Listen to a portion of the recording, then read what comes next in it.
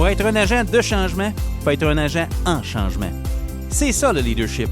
On se développe soi-même d'abord pour être en mesure d'avoir un impact positif sur les personnes autour de soi. Le système d'éducation, c'est du monde. Et tout le monde est un leader. Bonjour, je m'appelle Narius Bourgeois. Bienvenue à Tout le monde est un leader, un podcast pour ceux et celles qui transforment l'éducation à leur façon.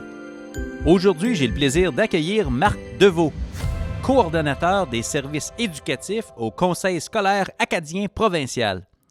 Marc Deveau, bienvenue à Tout le monde est un leader. Comment ça va, Marc? Ça va très bien, ça va très bien. Comment ça va avec vous autres aujourd'hui? Ben écoute, ça va bien. Il fait de plus en plus beau. On est gâtés. On est à la veille de jouer au golf. Ça va faire du bien. T'as raison. Je suis dans les dernières semaines en attente de la saison golf, moi aussi. Oui? T'es un amateur de golf? Un amateur de golf, oui. Un amateur de golf et de hockey. OK, ben c'est fantastique. Je me reconnais là-dedans. Ça me rejoint. C'est mes deux grands sports, hockey et golf. Donc, ça commence bien notre jasette. Oui, c'est bien. On a beaucoup d'intérêt déjà avant de commencer. Ben c'est ça. Hey, on vit une année vraiment particulière en éducation présentement. Puis, vraiment, je me fais plaisir. Aujourd'hui, j'apprends à te connaître. On a eu la chance de se parler peut-être une ou deux fois auparavant, avant la pandémie. On regardait peut-être certains projets communs en éducation. Et puis, là, on s'est fait ramasser, tout le monde, par la COVID et tout ça. Pour les gens qui ne te connaissent pas, qui prennent le temps de nous écouter aujourd'hui, tu viens de quelle région? Qu'est-ce qui se passe présentement dans ton coin, là? Je me trouve dans la région du sud-ouest de la Nouvelle-Écosse. OK. Cette région francophone acadienne, ici à la Baie-Sainte-Marie. OK. Je travaille présentement comme le coordinateur des services éducatifs au Conseil scolaire acadien provincial en Nouvelle-Écosse. OK. Un conseil scolaire, 22 écoles qui dessert l'entité de la Nouvelle-Écosse, vraiment de Pamlico jusqu'à la région de Chéticamp au nord du Cap-Breton. Un territoire d'environ 800 km. Donc, on a un grand territoire, mais une belle richesse ici en Nouvelle-Écosse, un milieu minoritaire francophone. Écoute, on connaît ça en Ontario, absolument. Donc, c'est le fun, ce rôle-là. Donc, coordonnateur des services pédagogiques. Donc, dans ton rôle, tu es appelé à appuyer quel membre du personnel? Là? Je ne connais pas votre fonctionnement en Nouvelle-Écosse. Avec qui tu travailles de près, là? Nous autres, ici en Nouvelle-Écosse, une des réalités qui nous fait la réalité au CSAP, on a une responsabilité pour l'élaboration de nos propres programmes d'études. Okay. Donc, principalement, mon rôle, c'est responsable de l'équipe en élaboration de programmes, donc l'équipe des conseillers pédagogiques qui élaborent nos programmes d'études de la maternelle à la 12e année, dans toutes les matières qui se trouvent dans le programme des écoles publiques. Donc, ça, c'est ma principale responsabilité, mais en plus de ça, responsable de l'équipe de numératie ici en Nouvelle-Écosse, ainsi que quelques initiatives au niveau de la santé, au niveau de l'évaluation et au niveau de quelques projets. Par exemple, classe multiniveau ici en Nouvelle-Écosse, qu'on a sous cette charge-là. Oui. Puis en même temps, je suis un lien, je travaille très proche avec ma coordinatrice et ma collègue au niveau des services aux élèves pour garder voir qu'on n'est pas deux entités séparées, mais qu'on est vraiment une entité puis qu'on travaille proche ensemble pour avoir les mêmes messages puis qu'on avance vers une vision commune aussi. OK. Wow! Donc, tu touches à beaucoup de choses. Puis je veux dire, la programmation maternelle à 12e année, c'est quelque chose. Juste ça, on s'entend.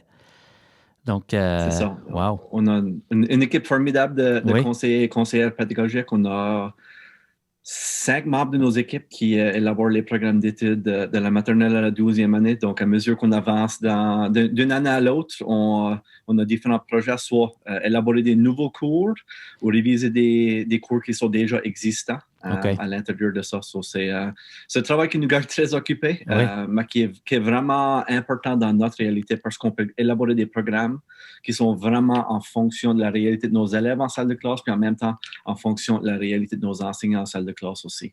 Absolument. Dans un monde en constante évolution, on s'entend, puis je veux dire, vous avez certainement, comme j'ose dire, les milieux minoritaires, c'est que vous avez une situation bien unique. Il y a des choses qu'on a en commun, mais aussi il y a certainement des particularités régionales avec lesquelles vous composez votre économie et tout ça, le profil de vos élèves et tout ça. Donc, c'est particulier dans ce sens-là. Même à l'intérieur de notre système, on On a 3 regroupements d'écoles. À chaque regroupement, et même des sous-regroupements à l'intérieur de ces regroupements-là, ont des réalités, je dirais, assez complètement différentes. On peut aller voir des régions très rurales à des régions urbaines dans le centre-ville d'Halifax. Donc, la réalité d'un coin à l'autre va différer, mais à l'intérieur de ça, quand on fasse les travaux nécessaires pour au niveau de l'élaboration de programme, on a une représentation de tous ces coins-là. On a une représentation qui fait en sorte que lorsqu'on crée un programme d'études ou lorsqu'on crée des programmes d'études, ils sont en lien avec la réalité de tous ces coins-là. OK. Wow. OK. Mais écoute, c'est une région que je connais parce que j'ai eu mon cours de géographie à l'école primaire et je le sais que la Nouvelle-Écosse fait partie du Canada. Je n'ai jamais eu le privilège de visiter puis de vraiment jaser avec des gens comme toi qui viennent de là. Puis là, je t'écoute parler de ça, programme d'études, milieu urbain, rural. Votre clientèle d'élèves, l'école les prépare pour la vraie vie. C'est quoi les perspectives d'emploi ou tu sais, les jeunes, là, vous cherchez à les former pour une réalité en Nouvelle-Écosse? Je comprends qu'il y a aussi une vitalité institutionnelle dans tout ça. Donc, on ne veut pas non plus les former puis que tous nos élèves s'en aillent dans d'autres provinces. Là. Donc, c'est quoi les perspectives d'emploi pour lesquelles on prépare nos jeunes si je travaillais en Nouvelle-Écosse? Là, je dirais une grande variété, dépendant de la région qu'on se trouve. Je suis dans ma région, lorsque je me trouve principalement maintenant. Oui. La pêche et la pêche au homard jouent un grand rôle dans l'économie. Que ce soit au niveau de la pêche comme telle, mais même au niveau des moteurs de la communauté. Juste en bas du chemin, on a un sentier naval qui travaille, qui est un des plus grands employeurs de la région. Devoir à faire la réparation de bateaux, à bâtir le nouveau bateau. Même Como Seafood, c'est une grande entreprise de la région aussi, qui joue un rôle important au niveau de l'économie, mais qui joue un grand rôle important au niveau du maintien de la culture acadienne dans notre coin. Et même en Nouvelle-Écosse, il joue un grand rôle dans ça aussi. Donc, dans ma réalité, dans ma communauté, c'est ça. Dans certaines autres communautés, dans des régions voisinantes, la pêche joue un grand rôle important. Dans d'autres régions, ça peut être un peu moins. Par exemple, on a une école à Greenwood une grande partie de leurs élèves font partie du base militaire qui se trouve là. La base militaire joue un rôle important pour les autres. Donc, chaque région vient avec une composante qui les définit, puis c'est vraiment important de pouvoir garder ça en idée lorsqu'on va devoir travailler avec eux autres, mais en même temps, lorsqu'on va devoir les préparer pour leur futur en même de cette manière-là. OK. Ah, c'est vraiment intéressant. C'est vraiment pas une réalité que je connais. C'est de toute beauté de t'entendre nous parler de ça. Puis je veux dire, en dehors du travail, parce qu'on va aller en profondeur dans le volet travail, en dehors du travail, tu viens de la Nouvelle-Écosse. Qu'est-ce qui occupe ton temps en dehors du travail? Une chose comme qu'on a mentionné en début de l'épisode, vraiment, pour l'activité physique, les sports, c'est quelque chose que je tiens à cœur. À l'intérieur de ça, mes 2 sports préférés sont le hockey et le golf. Donc, ça prend beaucoup de mon temps au niveau personnel, mais en même temps, j'aime de toujours pouvoir donner à la communauté. En même temps, que ce soit au niveau de participation à des comités ou participation à des comités administratifs. J'aime de voir comment est-ce que je peux appuyer ma communauté pour s'épanouir, mais encore offrir des opportunités aux jeunes pour la génération du présent, mais les générations du futur, pour faire en sorte que, même qu'on est dans une région rurale, que les jeunes vont pouvoir se retrouver, vont pouvoir vivre des expériences positives, puis vont vouloir rester pour les années à venir. Donc, à moi, c'est quelque chose que je tiens vraiment, vraiment à cœur. Oui. Tu as un investissement là, dans la jeunesse, c'est certain. C'est certain. C'est exactement. Si on peut trouver des manières à les appuyer maintenant puis pour les générations du futur, il faut garder voir qu'on va pouvoir avoir un impact sur garder les gens par ici, mais en même temps, de garder voir comment est-ce qu'on va pouvoir garder cette culture francophone et acadienne là, vivante en même temps, parce que c'est quelque chose qu'on travaille fort pour garder. C'est quelque chose qu'il y a des générations qui ont travaillé fort pour garder. Donc, il faut continuer ce beau travail-là pour nous assurer qu'on a une descendance pour continuer ce travail-là en même temps. OK.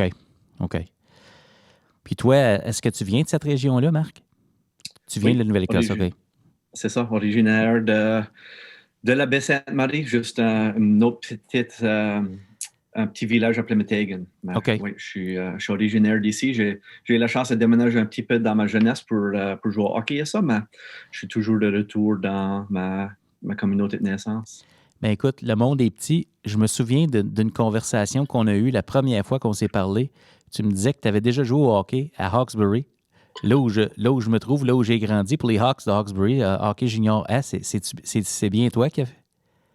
J'avais été invité pour aller au camp d'entraînement. Je n'ai pas réussi à y aller. J'avais été invité aussi pour jouer pour l'équipe junior A dans ce coin-ci. Donc, là, à la place, mais c'était une de mes options lorsque j'arrive à l'âge de 18 ans. OK. Je savais qu'Hawkesbury était dans le mix, comme on dit. Donc, tu as joué au hockey junior A. Donc, je me dis, tu es maintenant en éducation, tu as un poste de coordonnateur. Tu touches à beaucoup de choses, tu sais, la programmation. Je veux dire, tout passe par le leadership. Je serais curieux de voir tes expériences sportives au hockey. Le leadership, c'est tellement un sport, ou en tout cas le hockey, on peut faire plein de parallèles avec le leadership dans les écoles. Comment tes expériences au hockey ont façonné un peu ta vision du leadership là, qui t'amène à faire ce que tu fais présentement, là? À l'intérieur de mes expériences au hockey, j'ai eu la chance de vraiment jouer sur des équipes avec des leaders formidables. Ça peut être des leaders au niveau d'entraîneur, au niveau de gérant, mais probablement ceux-là qui ont eu un plus grand impact sur moi comme dans mon rôle où est-ce que je me trouve maintenant. C'est probablement des coéquipiers. Lorsque j'étais dans ma première année de 2 années à un niveau, on avait vraiment des bons leaders là pour nous guider. Puis même sans avoir ces messages clés-là, que quand je retourne à Marc Deveau à 12, 13 ans de vieux, de devoir avoir, peut-être que c'était pas quelque chose qu'on identifiait comme tel, mais c'est des messages que j'ai toujours gardé à cœur ou des actions que j'ai toujours gardé à cœur qui faisaient. Comme vraiment être un leader, c'est de faire comme qu'on voudrait que les autres fassent, de toujours de se mettre dans leur position puis de prendre cette avance-là, d'essayer différentes choses, de s'ouvrir à différentes réalités, à différentes façons de faire, et en même temps de garder voir comment les relations entre personnes, de garder voir toujours être une bonne personne, puis de vraiment développer ces relations-là, puis prendre le temps de les développer. Ça a été des éléments que j'ai probablement appris de mon expérience lorsque je jouais tous ces années-là au niveau du hockey. OK. Tu jouais à quelle position? J'ai joué un peu de tout. J'ai joué centre, j'ai joué allié droite, allié gauche et j'ai joué défenseur aussi. Donc, j'étais assez flexible dans ça. Ouais. Début de ma carrière jusqu'à probablement la vingtaine, j'ai joué à l'avant. J'ai joué les 3 positions. Puis là, lorsque j'arrive à la vingtaine, on avait une équipe communautaire ici de junior que je jouais dessus. C'était mon frère et mon meilleur ami qui étaient les 2 entraîneurs. Il nous manque un défenseur. Et ils sont venus me voir. Ils ont dit, Marc, on a besoin d'un défenseur et on pense que tu peux le faire. So, j'ai commencé à jouer défense à l'âge de 20. Et vraiment, maintenant, c'est lorsque je joue la majorité de mon hockey à la défense. Et j'adore probablement plus ça qu'à l'avant. Oui. C'est le fun. Derrière, on voit le jeu se développer. On a, des fois, ils disent le corps arrière, là. Faire la première passe, la lecture du jeu. Dans le fond, c'est un beau rôle de leadership. On voit les gens aller et on fait une lecture du jeu. Puis, on peut mettre en valeur nos coéquipiers. Je fais plein de liens, en tout cas, dans ma tête, avec ce que tu disais quand tu parlais que quand tu es arrivé plus jeune, tu as eu des bons coéquipiers. Les premiers leaders, peut-être, qui t'ont influencé, c'était des joueurs, pas nécessairement des entraîneurs. Puis je me dis, en insertion professionnelle, les nouveaux profs qui nous arrivent ou les nouveaux coordonnateurs quand on arrive dans un nouveau poste, c'est tellement important, les collègues, hein? Comment on est accueilli, comment on est mis en valeur, puis qu'on nous place sur notre X. Tu sais, des fois, on est centre, des fois, il faut essayer l'allié gauche, des fois, c'est avant de trouver la bonne chaise pour nous. Là, je me dis, je fais plein de liens dans ma tête, puis ça me rappelle ça. En tout cas, je trouve ça intéressant. Non, c'est ces expériences-là. Puis souvent, c'est les expériences des expériences informelles qu'on s'attend jamais ou s'attend pas nécessairement de vivre une expérience qu'on va pouvoir, si on prend le temps, pouvoir ressortir autant que c'est des expériences formelles-là qui sont mises en place pour faire les apprentissages. Donc, c'est toujours bien de pouvoir voir que c'est juste ces moments formels-là qui vont former les gens. OK. Puis si on regarde peut-être du côté, mettons, des coachs, des entraîneurs, En tant que joueur, toi, qu'est-ce que tu recherchais chez un entraîneur pour t'aider à maximiser ton plein potentiel en tant que joueur de hockey? Tu avais besoin d'un coach qui avait quelles caractéristiques?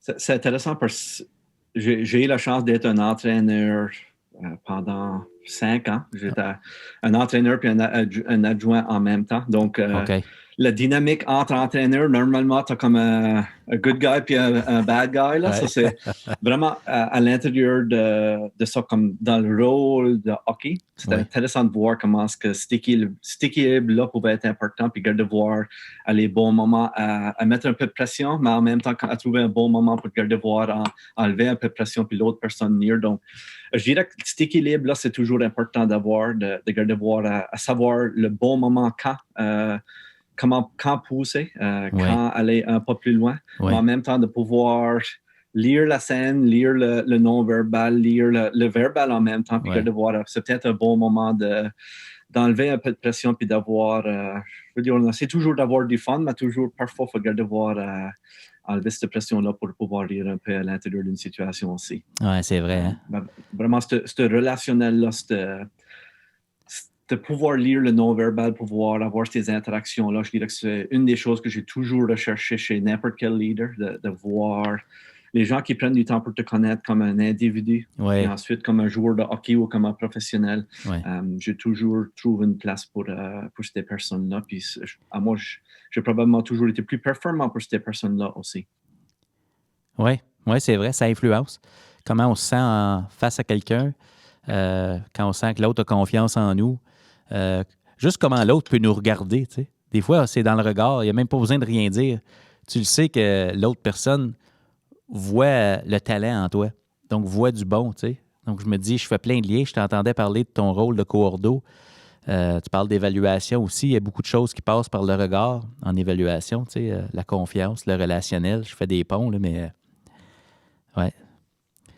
Vraiment intéressant, cet aspect-là. Qu'est-ce qui t'a amené en éducation? Tu as été joueur de hockey, tu as évolué jusqu'en début vingtaine, maintenant peut-être ligue d'hommes ou ligue plus récréatif, là, tu sais, mais encore, j'imagine, une fois qu'on a joué juniora, les ligues d'hommes doivent quand même être un bon calibre. Là.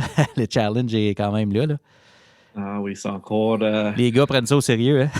L'intensité est encore là. On joue pour gagner, mais on joue pour le fun en même temps. Vraiment, pour être honnête avec toi, qu'est-ce qui m'a amené à l'éducation? Je viens d'une famille lorsque mes deux parents sont des éducateurs. Donc, j'ai grandi dans le mode d'éducation. J'ai toujours une bonne compréhension de qu'est-ce que les réalités de l'enseignement, qu'est-ce que les réalités de différents rôles à l'intérieur du système d'éducation. Donc, j'ai fait un choix assez tôt d'aller dans cette direction-là. Mais il y a des petits changements à l'intérieur de ça. J'ai exploré différentes possibilités au niveau de la pharmacie et la médecine. Mais ultimement, une journée, même après une lettre d'acceptation de rentrer en médecine, j'ai fait le choix de vraiment, c'est l'éducation que je veux faire partie de. Je veux avoir un rôle au niveau du développement de nos futures générations. Puis je vais difficilement trouver une meilleure façon de le faire qu'être un enseignant dans le système d'éducation ici en Nouvelle-Écosse. Ben écoute, merci d'avoir fait ce choix-là. C'était important pour la jeunesse, hein? On s'entend, l'éducation. Quand tu as commencé, tu enseignais quoi? C'était quoi ta matière? Étais-tu plus primaire, secondaire? Y avait-tu une spécialité là-dedans? Principalement au secondaire, formé en mathématiques et en biologie, en biochimie. Principalement, ma première année d'enseignement, comme n'importe quel autre, souvent c'est ça qu'on voit. J'ai enseigné 8 différents cours, 8 différentes planifications. Il y avait de la mathématique, il y avait de la biologie dans ça, mais en même temps, il y avait du français, il y avait de l'anglais, il y avait plein d'autres choses. Donc, j'ai vu des réussites dans mes premières années d'enseignement. J'ai vu des défis, mais une des choses que je tiens vraiment de ça, j'ai appris beaucoup dans mes premières années. En essayant, prenant des risques, de voir qu'est-ce qui a bien fonctionné, pourquoi ça a bien fonctionné, puis en même temps de voir à pouvoir prendre ces apprentissages-là puis les transmettre à des collègues ou les transmettre pour éviter de faire les mêmes erreurs. Oui.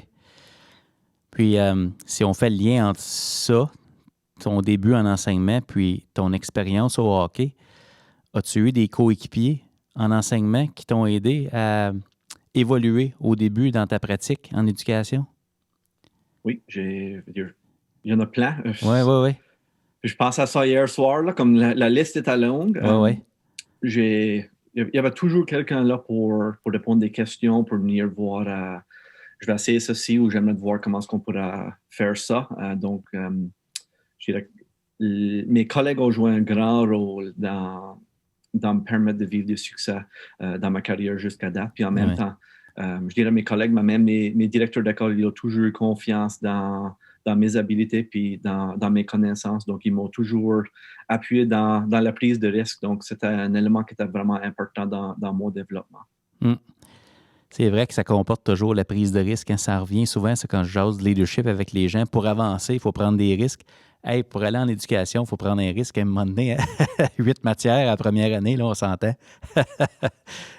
Oui, c'est un risque. C'est facile à dire non à quelque chose comme ça. Ça pourrait être facile à juste retourner en arrière puis essayer de trouver quelque chose d'autre. Mais lorsqu'on regarde voir la réalité de l'enseignement, je suis peut-être biaisé un petit peu, mais je dirais que n'a pas une meilleure carrière à s'embarquer dedans. Mais c'est toujours à voir que c'est pas toujours facile. Non. Il faut s'attendre qu'on va vivre des réussites, mais on va vivre des défis, on va vivre des réalités qui ne sont pas toujours favorables en même temps.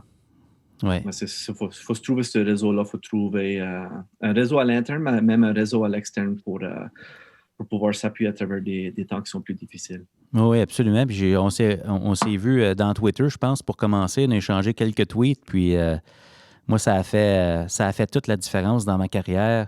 En 2010, j'ai ouvert mon compte Twitter parce que je suis allé en formation. Puis on nous a dit, hey, regarde, on va ouvrir notre compte Twitter. Je ne savais pas trop pourquoi. Puis quand j'ai découvert la richesse des collègues qui sont là, je me suis dit, wow, c'est comme mon apprentissage professionnel a pris de l'expansion, là. Ça n'avait pas de sens. Puis je me verrais pas sans ça aujourd'hui. Donc, je peux te comprendre quand tu dis le réseau, puis en dehors de l'école, tu sais, aussi, là. Mais, c'est ça. Moi, c'est un de mes réseaux que j'apprends le plus. Je dis toujours mon meilleur DP, normalement, en fait, entre 8h et 10h le soir, parce que c'est à ce temps-là que j'ai la chance d'aller voir sur Twitter, d'aller voir qu'est-ce que les autres partagent. Puis même au niveau de partage, c'est une chose, mais souvent, c'est les réflexions que ça va m'amener à faire par la suite, puis de voir comment est-ce qu'on peut intégrer ça. Oui, absolument. Absolument. La richesse des partages puis la qualité des réflexions qui sont là, c'est vraiment le fun. Mes collègues ici en Nouvelle-Écosse me disent toujours quand ils reçoivent un courriel de moi à 10h le soir avec un partage d'un lien Twitter ou le partage d'un lien site web ou autre, ils savent qu'est-ce que je suis en train de faire. Donc, c'est bien connu ici. Ah, écoute, c'est tellement une réalité, ça, ce que tu viens de dire là. S'il y en a un dans la gang qui est sur Twitter puis les autres ne sont pas encore là, on envoie par courriel un lien dans Twitter parce qu'on ne peut pas juste taguer ou retweeter. Si notre monde n'est pas là, il faut prendre le lien, l'envoyer par courriel. Hey, je me reconnais dans ce que tu dis. C'est vrai qu'on fait ça, hein?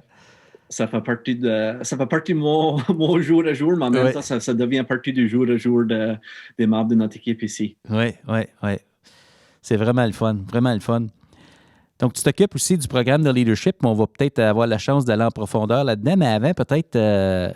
de façon sommaire, là, quand tu parles de leadership, tu as vu le titre du podcast, c'est Tout le monde est un leader. Qu'est-ce qui te vient à l'esprit quand tu entends ça? Souvent, quand on entend leader, on pense individu, personne. Ouais. Moi, vraiment, lorsque j'entends le mot leadership, ça m'amène vraiment à voir le groupe, à voir la collectivité, puis à voir le développement des uns des autres à l'intérieur de ça. Comme moi, dans mon rôle de leadership, je le vois au service des autres. So, vraiment, ma philosophie de leadership, c'est vraiment un leadership serviteur. Dans le sens que mes actions, mes interactions et vraiment tout ce que je fais à l'intérieur d'une journée, à l'intérieur de mon travail, c'est de voir comment est-ce que je vais pouvoir appuyer les autres qui m'entourent pour soit faciliter leur travail, nous rendre plus efficaces à l'intérieur de ça, ou nous amener à réfléchir pour voir, nous exposer à faire autrement parfois. Donc, vraiment, ma vision du leadership, c'est vraiment pour servir aux autres et au développement des autres autour de moi. Parce que si je peux avoir un impact de développer ces gens-là, de mon côté, je vais pouvoir me développer au niveau de compétences et connaissances, parce que je vais pouvoir en apprendre des autres, on va pouvoir avancer ensemble, comme une entité commune dans nos initiatives. OK. Donc, vision collective, puis on se nourrit les uns les autres, mais on est au service du groupe, là.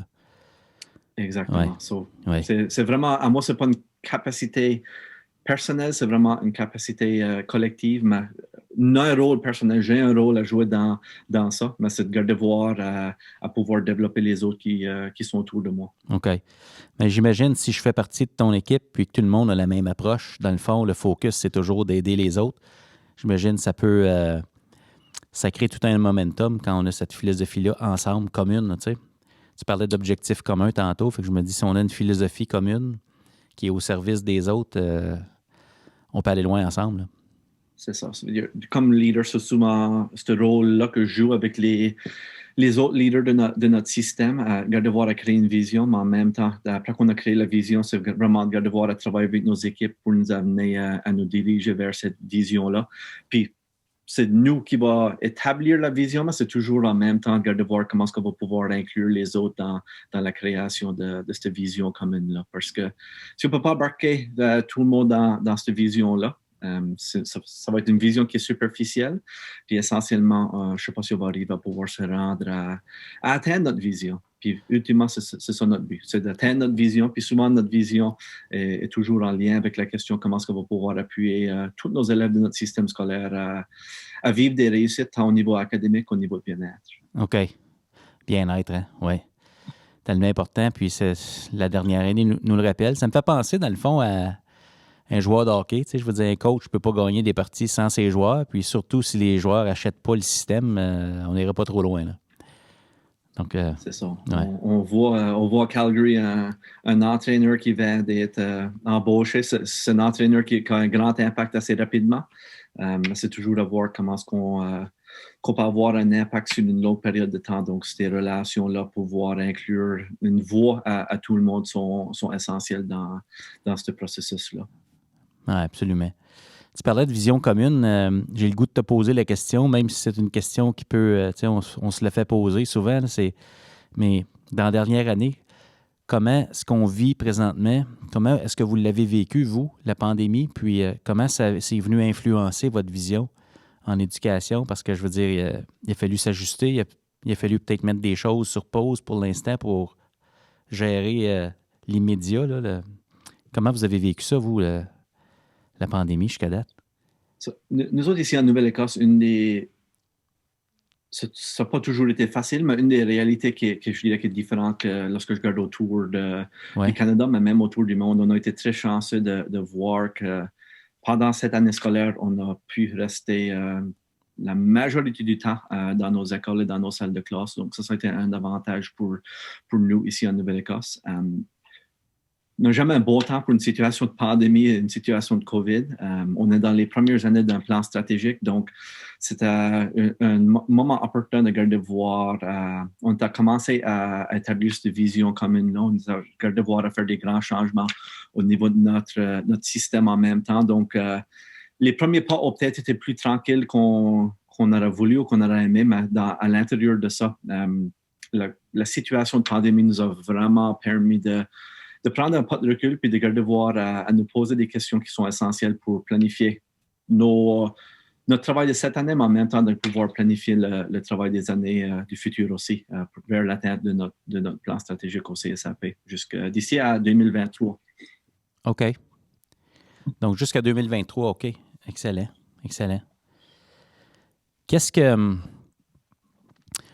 Sur quoi vous travaillez présentement, là? Parce qu'on est en train de finir une année scolaire. Je veux dire, il reste encore quelques mois, mais je veux dire, on voit peut-être la lumière au bout du tunnel, côté COVID éventuellement. Là, on va revenir à socialement la vie qu'on avait avant. Peut-être qu'en éducation, on a fait des apprentissages, puis on se dit on ne reviendra plus nécessairement où c'était avant. Là. Ça a bousculé certaines choses, mais sur quoi vous êtes en train de mettre l'accent présentement pour justement finir l'année, mais pour préparer la rentrée suivante, là? Pour le moment, je dirais qu'on a mis un grand focus vraiment sur l'appui de nos écoles. De voir comment est-ce qu'on va pouvoir appuyer nos écoles au niveau de l'intégration des technologies. Okay. Comment est-ce qu'on va pouvoir comment est-ce qu'on va pouvoir les appuyer au niveau de transition en pratique pédagogique qui sont en lien avec le plan pour le retour de l'éducation ici en Nouvelle-Écosse. Okay. Donc ça a été un grand travail qu'on a travaillé cette année, de vraiment préparer nos écoles pour transitionner à cette nouvelle réalité-là. Nos grands projets au niveau d'élaboration de programmes, au niveau de comité de travail, juste en fonction de la réalité, puis pour devoir à rencontrer les besoins sur le terrain en salle de classe. Je ne veux pas dire qu'on a mis un stop, mais la grande majorité des initiatives ont été mises de côté de devoir si on passe à travers cette année scolaire ici. Puis après, à mesure qu'on commence à voir l'année scolaire 2021-2022, là, on commence à maintenant avoir les conversations de qu'est-ce qui pourrait être des initiatives et qu'est-ce qui pourrait être des projets qu'on voudra avancer avec. Toujours en tenant compte qu'on a encore beaucoup de questions qui restent à répondre. Donc, qu'est-ce qui va être la réalité de l'année scolaire 2021-2022? Qu'est-ce qui va être la situation en face? Je ne vais pas dire la fin COVID parce que je pense que COVID est ici pour rester pour un bout de temps, mais lorsqu'on va devoir avoir un système de vaccins en Nouvelle-Écosse, qu'est-ce que ça va vraiment vouloir dire pour avancer notre système scolaire? Donc, on est en train d'avoir ces réflexions et se poser ces questions-là dans le moment. Puis, on va commencer à avoir ces conversations-là avec les membres de nos équipes pour voir qu'est-ce qui va être essentiel pour avancer avec aussi. OK. Tu parlais du numérique. Dans certains milieux, le numérique a été nécessaire pour juste être capable de continuer d'être avec nos élèves parce qu'il y a eu des confinements et tout ça. Vous, est-ce que vous avez vécu une période où les jeunes devaient rester à la maison ou est-ce qu'ils ont toujours pu aller à l'école? Ça a l'air de quoi? Cette année, on était chanceux. Ici en Nouvelle-Écosse, lorsqu'on regarde voir notre conseil scolaire et les autres centres d'éducation en Nouvelle-Écosse, des périodes de temps lorsqu'on a eu des cas identifiés dans les écoles, les élèves ont dû travailler de la maison. C'est pour des courtes périodes de temps de 3 à 14 jours qu'ils ont eu besoin de le faire. Donc, cette année, l'année scolaire 2020-2021, on a été assez chanceux. Okay. De voir majoritairement, on a travaillé dans nos écoles. Si on retourne à l'année scolaire, l'année dernière, nos élèves ont vécu l'éducation à la maison. À partir du lundi, après le congé de mort, jusqu'à le début du mois de juin. Puis après le mois de juin, le ministère de l'Éducation a mis fin à l'éducation formelle pour nos élèves, toujours en transition à la réalité de qu'est-ce que septembre à septembre. Ouais. Donc, on passe à travers de comme 3 mois et demi lorsque nos élèves étaient en période d'éducation à la maison. Wow! Quand même, hein? 3 mois du jour au lendemain à distance comme ça. Qu'est-ce que... Tu sais, c'est clair qu'on a relevé des défis pour vivre ça, là. Mais quelles sont des retombées positives d'avoir vécu ça ces 3 mois-là? Tu sais, des fois, ça resserre les liens, des fois, ça resserre le travail d'équipe, ça resserre le « Hey, qu'est-ce qu'on fait ensemble? » On se pose des questions. Ça pourrait ressembler à quoi pour vous, des retombées positives d'avoir vécu ces 3 mois-là comme ça pour vous propulser dans cette année, là, avec du recul? Je dirais que le sens d'équipe au niveau des écoles, mais même au niveau du système, vraiment, on a fait un beau travail pour pouvoir s'appuyer les uns et les autres à transitionner à travers des réalités et des règlements, des changements de règlements à mesure qu'il avance. Donc, ça a été un élément que je dirais que lorsqu'on parle de leadership, de voir comment est-ce que dans son leadership, qu'on peut intégrer ces éléments-là, de voir à créer ce sens d'équipe-là, mais ce sens d'appartenance-là. Oui. Un autre élément que je dirais qui a été important, c'est ça nous a permis l'occasion de voir, à se poser des questions importantes, de voir quelles sont nos pratiques qui ont un impact pour appuyer l'apprentissage de tous nos élèves. Il y a des pratiques qui ont certainement un impact, il y en a peut-être d'autres qui en ont moins. Ouais. Donc, lorsqu'on regarde à voir l'année dernière dans un système d'éducation, lorsque les élèves apprennent à la maison, à distance, à travers de Zoom ou de Google Meet, c'est de voir qu'est-ce qui sont les pratiques qui ont vraiment eu un impact pour appuyer les élèves. Puis de voir, de se poser la question, si ça a un si grand impact dans la réalité de l'enseignement à distance, est-ce que c'est une pratique que je devrais pouvoir incorporer dans ma salle de classe pour appuyer l'apprentissage de tous mes élèves? Donc, on a eu des moments vraiment opportuns à se poser des questions, puis à se poser des questions qui ne sont pas toujours faciles, mais de pouvoir identifier ces pratiques-là qui vont avoir le plus grand impact sur la réussite de nos élèves. Ah oui, c'est là que ça se joue. Hein? Tout est dans l'impact.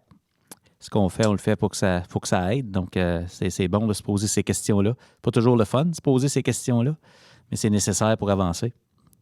Non, moi, je dis toujours, que ce soit nos directions d'école ou à nos enseignants. En éducation, comme n'importe quoi d'autre, on a juste X montant d'énergie à donner. Donc, gardons voir à faire plus efficacement plutôt qu'essayer d'en faire plus parce qu'à l'intérieur de la journée, on a juste 24 heures.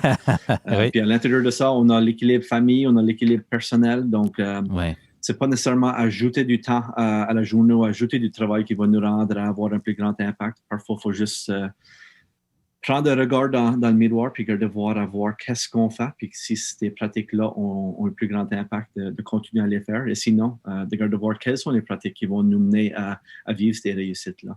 Oui, absolument. Dans ton début, tu disais que tu étais enseignant, tu visais mathématiques, les sciences, avec ton profil en médecine, c'est certain. Tu es maintenant coordonnateur.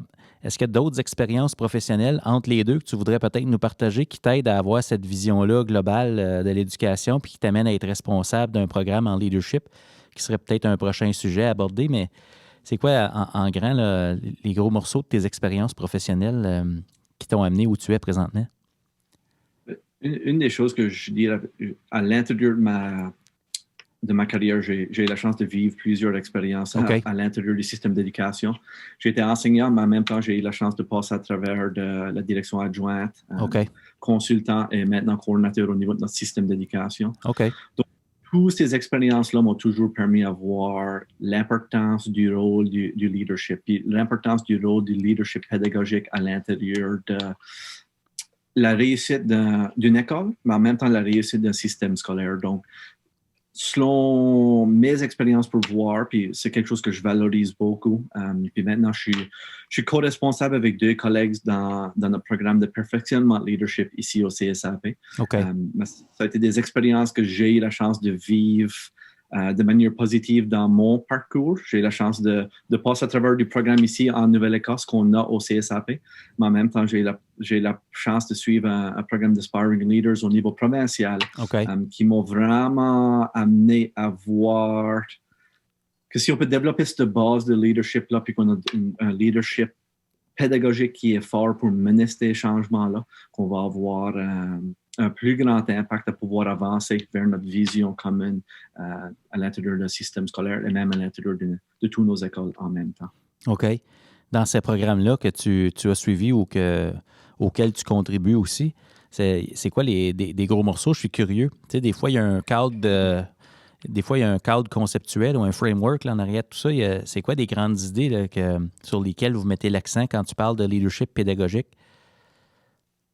Quand on regarde à l'intérieur du programme, le programme ici qu'on a en Nouvelle-Écosse, même le programme qu'on est en train de revoir dans notre système scolaire, vraiment, on va de zéro jusqu'à la fin. Donc, on a des sessions par rapport à le leadership d'équipe, comment est-ce qu'on peut créer un sens d'appartenance à une équipe, comment est-ce que la communication joue un rôle important dans ça, que ce soit la communication verbale, mais ça peut être la communication non verbale. Même une prochaine session qu'on est présentement en train de planifier, c'est au niveau du leadership communautaire.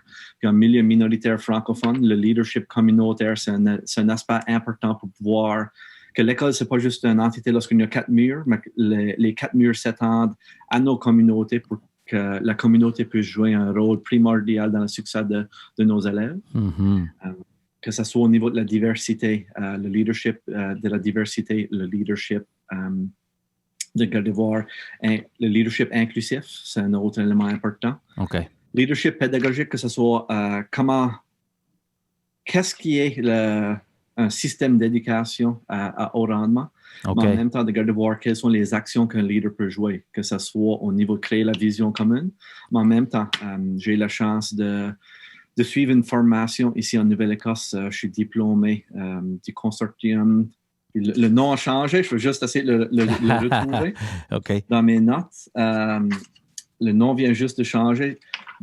Donc, le consortium de leadership de la Nouvelle-Écosse, j'ai été chanceux d'être diplômé d'un programme de coaching pédagogique. Donc, j'ai une formation de coaching pédagogique, puis j'ai vu vraiment sur le terrain, l'impact que ce coaching pédagogique et ces moments de coaching-là peuvent avoir sur le développement des compétences des enseignants, mais en même temps le développement de la confiance, puis vraiment les amener à réfléchir, à voir à faire autrement.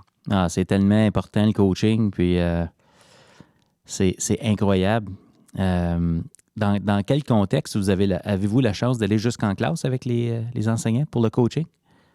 Oui, le cours vraiment est offert complètement sur le terrain. OK. Le cours commence une journée, on voit différents outils. Donc, à l'intérieur du cours, on voit 5 différents outils. OK. Le matin, on commence avec un peu de théorie de voir qu'est-ce qu'est l'outil ou qu'est-ce qu'est la structure de coaching qu'on va voir. OK. Puis après, ensuite, on entre dans des salles de classe. On voit une interaction authentique enseignant-élève. Mm-hmm. On a la chance de sortir de la salle de classe, on peut préparer notre conversation, puis après on a une conversation avec l'enseignant en question pour pouvoir ressortir une action pédagogique, puis toujours voir cette action pédagogique-là a un impact sur l'apprentissage des élèves dans le moment, directement en salle de classe. Wow! Ça, c'est riche, hein? C'est très riche comme apprenant, mais en même temps, j'ai eu la chance d'être un enseignant du cours à l'intérieur du consortium. Donc, c'est même lorsque je retourne pour offrir la formation avec nos directions ou nos futures directions en même temps, c'est de voir, j'en apprends autant que les autres à l'intérieur de nos conversations aussi. Ah, mais j'en doute pas. C'est tellement riche, un rôle d'accompagnement ou de coaching comme ça. On apprend autant que les autres qui sont là, c'est clair. On voit plein de choses. On a accès à la vision pédagogique des gens qui font partie de la discussion. Une question pour les gens qui nous écoutent, peut-être, qui se posent la question. Comment on fait pour créer ce climat-là de confiance pour justement que l'enseignante ou l'enseignant qu'on va voir en salle de classe, tu sais, c'est quoi les actions qu'on peut prendre pour créer ce climat de confiance-là, pour dire « Hey, on s'en va en classe, voir comment tu fais les choses, puis on va discuter de ça par après. » Comment ça se passe, ce bout-là? Une chose que je dirais qui est essentielle dans ce processus-là, c'est le développement de la relation. Okay. Souvent, on commence avec les gens qui sont confortables à pouvoir accepter ce coaching-là ou accepter cette rétroaction-là. Je dirais, même à l'intérieur de cette relation-là, c'est un morceau, c'est de voir les outils qu'on utilise.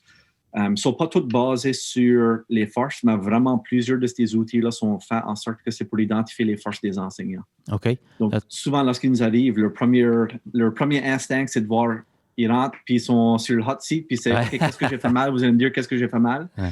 Puis souvent, on commence à leur dire, sais-tu quoi? On va faire complètement l'opposé. Notre but aujourd'hui, c'est vraiment d'aller voir, puis de ressortir tes bons coups, puis tes forces. Puis on va avoir une conversation autour de ça. Donc, souvent, ces enseignants-là sortent avec une confiance, avec une énergie pour vraiment retourner dans la salle de classe puis essayer de voir à vouloir aller plus loin avec ces pratiques-là ou explorer différentes pratiques ou différentes manières de mettre ces pratiques-là en action. OK.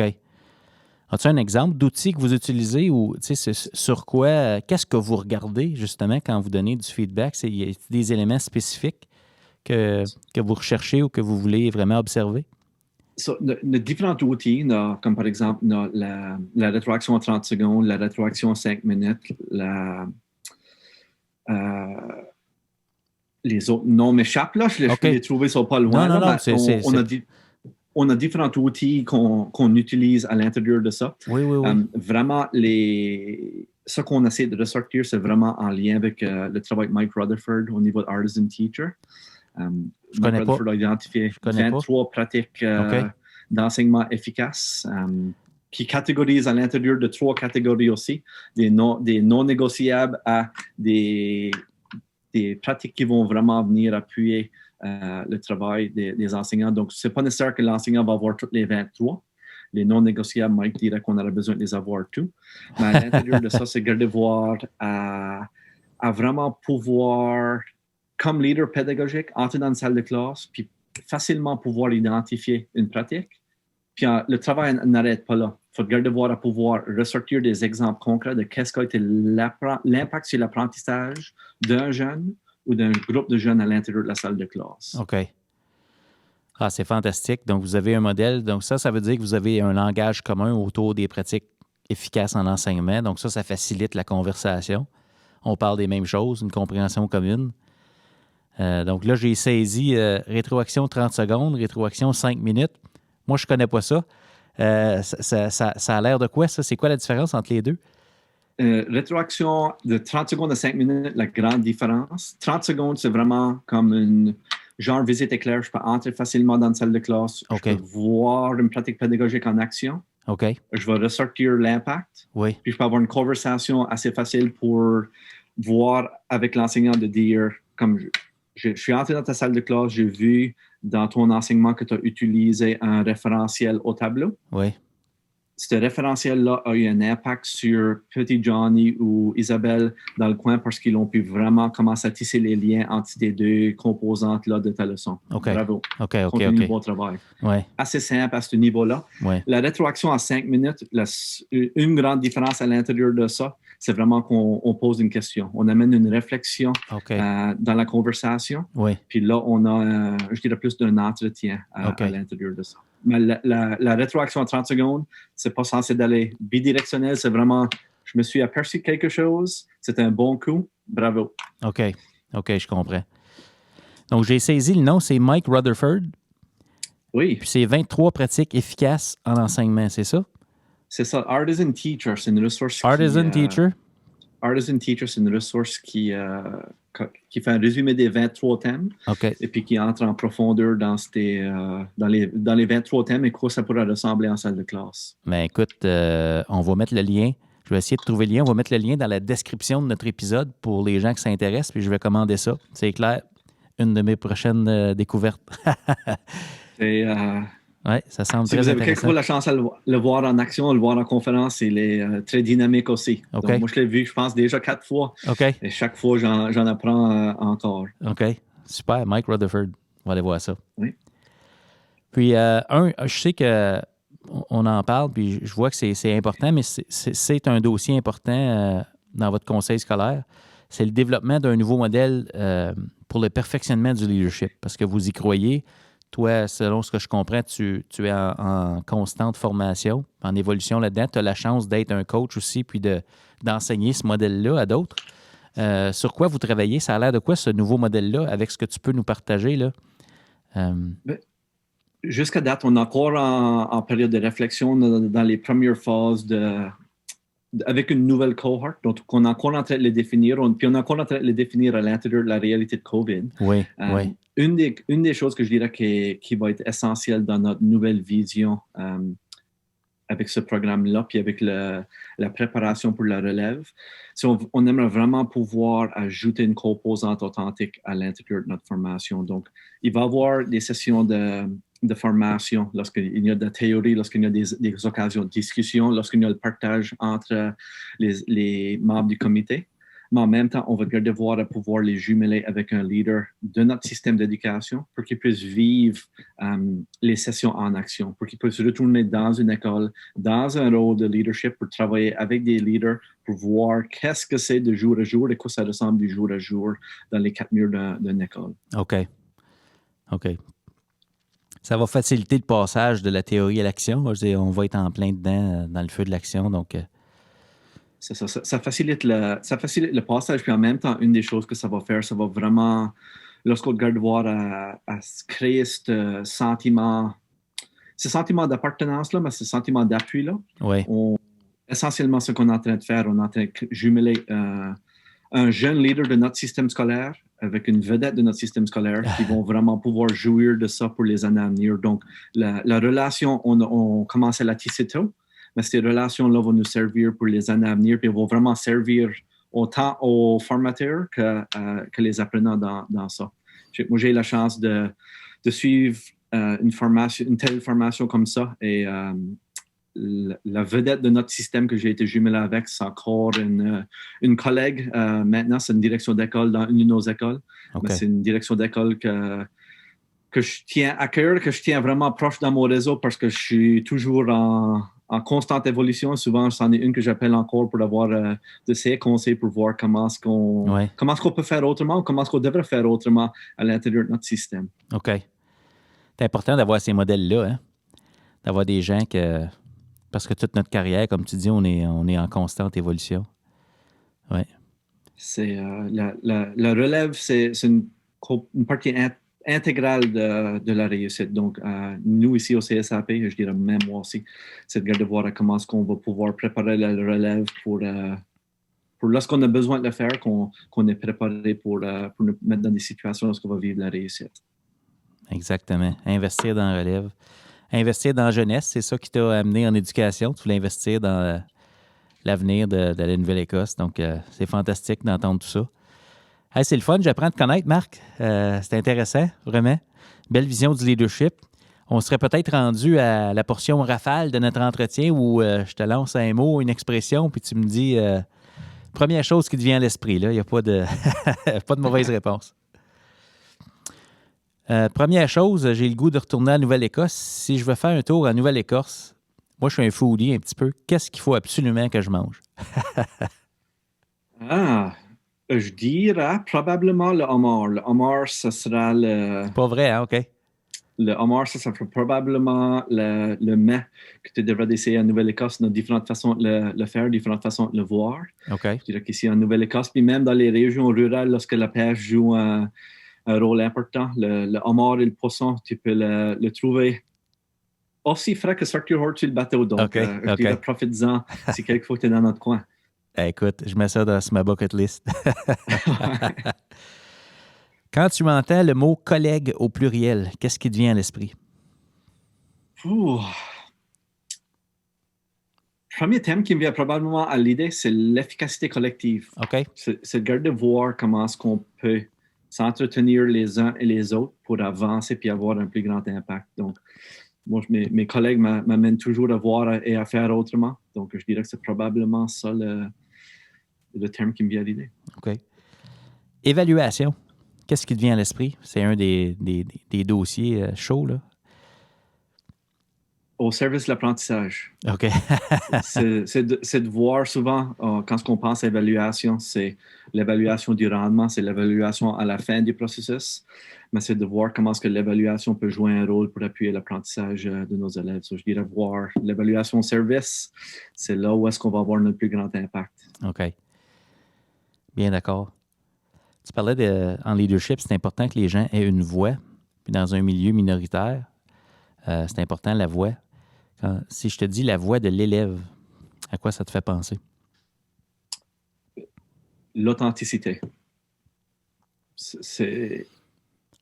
Moi, je peux me faire une perception de la réalité du système ou la réalité que nos élèves vivent, mais il faut vraiment arriver à pouvoir comprendre leur réalité pour devoir prendre des décisions qui vont être authentiques puis qui vont avoir le plus grand impact des élèves. Donc, moi, c'est toujours dans mon rôle. J'ai jamais pris ce rôle ici pour m'asseoir en arrière d'un bureau. Dans des circonstances normales, je suis quelqu'un, puis je dirais que les membres de nos équipes passent beaucoup de temps dans des écoles pour ces raisons-là, de devoir prendre des décisions qui sont authentiques puis qui rencontrent les réalités qui font face à nos élèves de jour à jour. Oui. Ah, puis j'imagine, là, avec ce qu'on a vécu dans les derniers 15 mois, à plus forte raison, parler aux élèves et aux enseignants de ce qu'eux vivent présentement là, dans cette nouvelle réalité-là pour prendre les meilleures décisions pour eux. Ouais. Un moment marquant dans ta carrière? Ça, c'est une bonne question. Je dirais probablement deux moments marquants dans ma carrière. Puis, je dirais le premier moment s'est passé avant ma carrière. OK. Puis qu'il y a un grand impact dans voir à pourquoi est-ce que je me trouve dans un rôle, dans un conseil scolaire en milieu minoritaire francophone. OK. À l'âge de 16 ou 17, j'étais dans une classe de français de base dans un conseil scolaire anglophone parce que j'avais déménagé pour jouer au hockey puis il n'y avait pas d'école francophone dans le coin à ce temps-là. Maintenant, on est chanceux à avoir une école directement dans le coin. Et je me rappelle encore, j'étais dans une classe de français. Puis le monsieur qui est maintenant la direction de l'école dans ce coin-là est venu voir moi puis mon cousin. Puis il nous a dit, vous êtes trop français pour être dans cette classe ici. Vous allez passer à travers sans problème.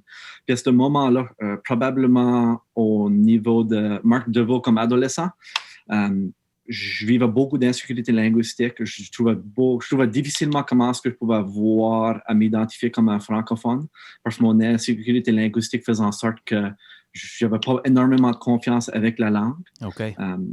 Donc, ce moment-là a vraiment été un moment de voir, me permettre de prendre conscience de ma culture acadienne et francophone, puis de voir.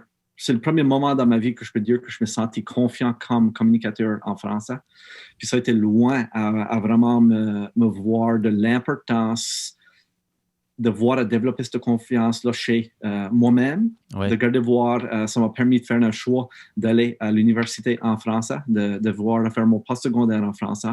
Puis en même temps, de voir avoir un impact dans nos futures générations pour pas qu'ils vivent les mêmes expériences que moi j'ai vécues pendant ma jeunesse. De voir comment est-ce qu'on va pouvoir développer ce sentiment de sécurité linguistique-là ici chez nos jeunes. Puis ce morceau de sécurité linguistique fait une grande partie de notre plan stratégique ici au CSAP. OK. Donc ça, c'est un de tes moments marquants, c'était vraiment ton prof qui t'ont demandé de faire ça. Ça, je dirais que pour voir à où est-ce que je me trouve dans le contexte du conseil scolaire et des décisions à prendre pour appuyer nos c'est gros, français. Hein? Puis souvent, on ne pense pas que c'est ça. À l'adolescence, une conversation à l'adolescence, puis ça a changé la game pour toi, vraiment. Ça a eu un grand impact. Puis je le dis toujours dans mes sessions. Je le partage ouvertement avec mes collègues. Sans ce moment-là, je ne suis pas sûr que j'aurais le même outlook sur la réalité au jour d'aujourd'hui. Donc, c'est un moment que ce monsieur-là ne s'en rappelle même pas. Et ce n'est pas une conversation qu'il se rappelle de, mais c'est une conversation que moi, je me rappelle de et qui a eu un grand impact chez moi. OK.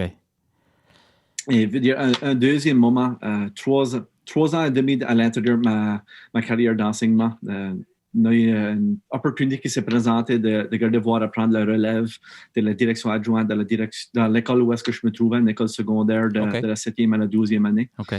Et vraiment, boule de neige à l'intérieur de ça, cette expérience-là à la direction adjointe m'a amené à vivre différentes expériences, que ce soit à m'incorporer à différents comités et à différentes formations pour développer le leadership pédagogique. Puis vraiment, ça m'a ouvert les yeux de voir qu'est-ce qu'est le potentiel dans le leadership pédagogique. Puis ça m'a donné le goût de vraiment aller plus loin. Donc, cette possibilité-là d'une demi-année à la direction adjointe a vraiment mené à un poste permanent à la direction adjointe qui est comme maintenant transféré à un rôle de consultant au niveau des systèmes, puis où est-ce que je me trouve présentement comme coordinateur des services éducatifs. Donc, c'était un moment-là, c'était une décision-là lorsque mon directeur est venu me voir pour dire pense que ça t'intéresse de le prendre. Je n'étais pas certain, mais je suis très content d'avoir fait le choix de dire oui, puis de sortir de ma zone de confort, juste comme j'ai sorti de ma zone de confort pour notre conversation aujourd'hui, puis de pouvoir en retirer au plein potentiel. Ah, c'est super. Des fois, quand un de nos collègues nous tape sur l'épaule, « Hey, as-tu pensé... Des fois, on ne se voit pas, là, tu sais, on ne se voit pas jouer ce rôle-là. On se dit, est-ce que je suis prêt? Puis, c'est une autre prise de risque. Mais c'était une belle marque de confiance, déjà, tôt dans ta carrière que tu avais eue là, à ce moment-là. C'est le fun? Non, c'était bien. Puis, assez tôt dans ma carrière, j'étais juste 3 ans et demi à l'intérieur de ça. Oui. J'étais très content que le directeur, qu'encore le directeur de l'école, je travaille très proche avec lui, m'a monté cette confiance-là, puis a vu quelque chose dans moi pour m'offrir cette possibilité-là. Oui. Le meilleur conseil qu'on t'ait donné? Une autre bonne question. Tu as plein de bonnes questions aujourd'hui. Probablement. Puis ça revient à une citation du hockey, puis c'est quelque chose que M. Wayne Gretzky disait toujours, on va manquer 100% des lancers qu'on ne va pas prendre. Donc, ça m'amène toujours à voir, lorsque j'étais joueur de hockey, c'est toujours quelque chose qu'on disait, c'est-à-dire de voir avoir à lancer ou à prendre ce risque-là. Puis cette citation-là m'a resté proche, puis c'est toujours quelque chose que je garde à cœur, c'est de voir à prendre des risques dans la vie. Puis souvent, on va vivre des belles réussites, juste comme la réussite que je viens de partager. Lorsque j'ai j'ai sorti ma zone de confort pour dire oui à une situation, une opportunité qui s'est présentée. Mais en même temps, ça aurait pu être, j'aurais pu vivre plusieurs défis. Mais c'est toujours de voir ces défis-là amènent des apprentissages, et ces apprentissages-là amènent des opportunités au futur. Donc, c'est toujours important de voir, prenons des risques, puis de voir qu'est-ce qu'on va pouvoir en ressortir. Puis, à mon avis, il n'y a aucun risque qui mène à rien. Soit qu'on va vivre la réussite ou on va vivre des défis puis on va pouvoir en apprendre de ces défis-là pour peut-être mieux se connaître ou de faire les ajustements nécessaires pour nous permettre de vivre des réussites. J'adore ça. Ça fait longtemps que je n'avais pas entendu celle-là de Wayne Gretzky. Tu manques 100% des lancers que tu ne prends pas. C'est tellement vrai. Hein? C'est ça. C'est facile à dire non, mais souvent, il faut trouver des manières à dire oui puis regarder voir comment est-ce qu'on va pouvoir bénéficier à son plein potentiel. Oui. Ben, écoute, Marc, c'est de toute beauté, cette discussion-là. C'est vraiment intéressant de voir ta philosophie, ton vécu aussi. Tu as un parcours dans un milieu que je ne connais pas. Puis il y a plein de choses en commun, je trouve, dans notre parcours. Quand je t'écoute parler, c'est vraiment le fun. On serait peut-être à la conclusion de notre entretien déjà. Puis on se propulse un petit peu, là, on se projette dans l'avenir un petit peu. On n'a pas de boule de cristal, mais en Nouvelle-Écosse, je ne connais pas tous les enjeux pour l'éducation. Toi, tu es vraiment dans une belle position pour le programme, comment on améliore ça, la relève, le leadership, la construction identitaire, tu sais. Qu'est-ce qui pourrait vous aider en Nouvelle-Écosse dans les prochaines années à améliorer le système pour qu'il soit toujours au service des élèves qui vous sont confiés? Ça pourrait avoir l'air de quoi vos priorités, là, selon toi, avec ce que tu vois présentement? À l'intérieur de ça, une des choses qui va être primordiale, c'est la planification post-COVID ou dans la réalité, lorsqu'on va avoir un vaccin pour le COVID. Donc, ça, à mesure qu'on avance, va pouvoir nous définir puis nous guider dans la direction qu'on voudra aller. Donc, ça, je dirais que c'est un grand morceau. Okay. À l'intérieur de notre plan stratégique, ici au CSAP, on est doté d'un plan stratégique avec 5 priorités stratégiques qui vont nous avancer, nous guider pendant les trois prochaines années. Okay. Vraiment au niveau du bien-être physique et mental de nos élèves, mais en même temps de notre personnel. Des relations entre l'école, la famille puis la communauté, comme que j'ai dit. L'école, c'est pas juste les 4 murs que l'école va s'étendre à inclure la communauté. C'est tellement important et primordial au succès et la réussite aux réussites scolaires en Nouvelle-Écosse en milieu minoritaire. Okay. Comme n'importe où, je dirais au niveau du Canada, mais même encore important pour nous ici en Nouvelle-Écosse, c'est vraiment cette question de rétention et de recrutement d'un personnel enseignant, mais d'un personnel qui se trouve dans différents postes pour prendre la relève à l'intérieur de notre système. Même avec ça, la réussite académique, c'est un élément important qu'on garde de voir. On offre une éducation de première qualité, puis c'est toujours à voir que cette offre d'éducation de première qualité-là va nous permettre d'aller le pas plus loin à mesure qu'on avance pour pouvoir appuyer à la réussite académique de tous nos élèves.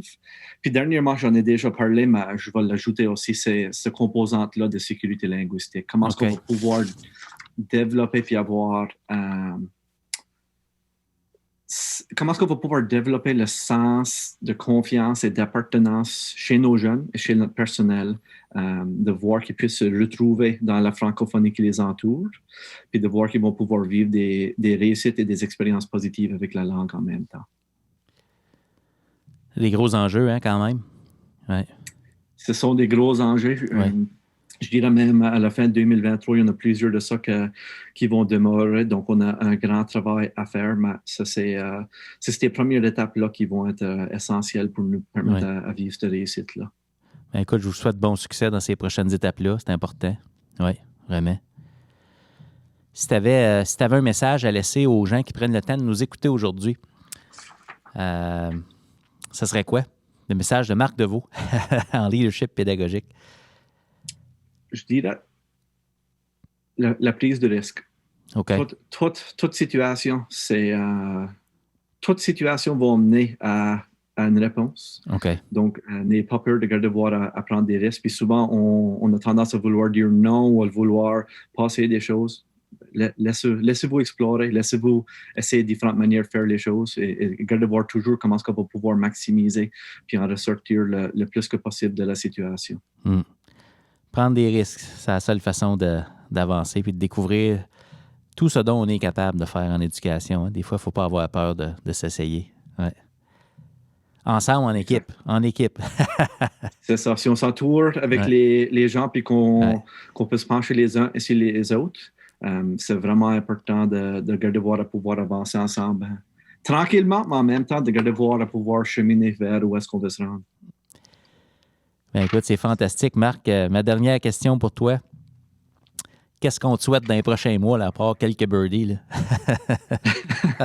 Ben, j'espère qu'il y en ait plus que quelques-uns. À la base, je pense que si on peut avoir la santé, quand on parle d'une situation de pandémie, si on peut voir les réalités de notre système d'éducation, c'est toujours important de voir que la santé et le bien-être, que ça sera là pour moi, mais en même temps que ça sera là pour tout le monde qui nous entoure dans notre système. Donc, si on peut avoir ça, je pense qu'on va vivre des réussites. Donc, ça, c'est une des choses que je souhaiterais pour tout le monde, que la santé de tout le monde va pouvoir être là, la santé physique. Tellement raison. Même chose que la santé mentale. Oui. Hey Marc, écoute, je te remercie grandement d'avoir pris le temps de jaser avec moi aujourd'hui. Je l'apprécie grandement. Puis j'espère un jour qu'on va pouvoir partager un bon homard de la Nouvelle-Écosse dans le bon temps de l'année, là. Puis, certainement. N'importe quand tu veux venir dans notre coin, yes. tu es la bienvenue. Tu me feras un message. On prendra un homard puis une bière ensemble. Yes, sir. It's a date. C'était Marc Deveau. À tout le monde et un leader. Le changement en éducation, c'est une occasion d'accomplir ensemble des choses extraordinaires. Tout ce qui est requis pour transformer l'éducation se trouve déjà dans nos écoles. Rappelez-vous, le système d'éducation, c'est du monde. Et tout le monde est un leader.